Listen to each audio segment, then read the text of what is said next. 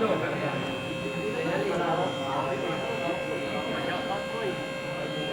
sasabit na.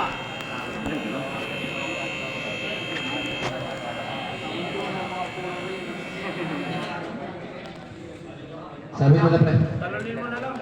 Okay. In this case, yung victim na...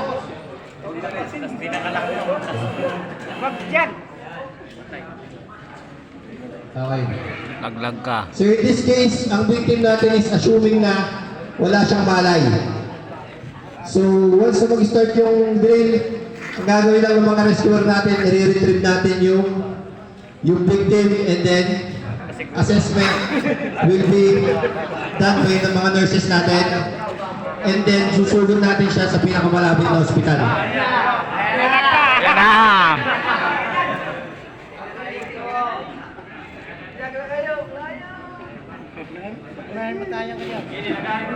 Matay-matay. Tibigla po. Tibigla. Tingis talaga. Dita. Yan lang. Yan lang. Dapat sa liig yung tali, no? Ay, kapit pala.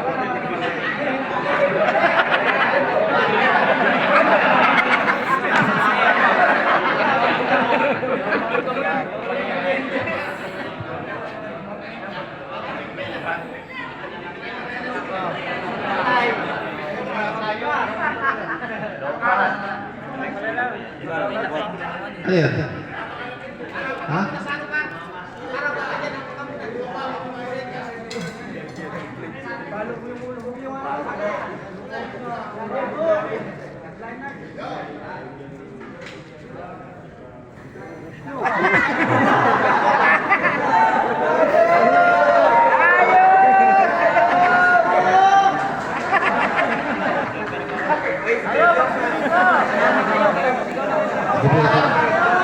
Diyan lang yan, magapon.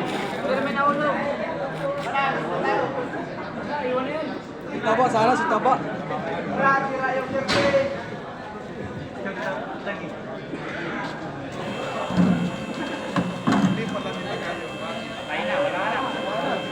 Wala yan, nagkuyapan na sila.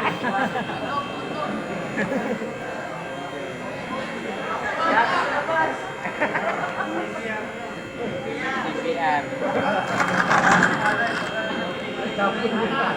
Ang galing.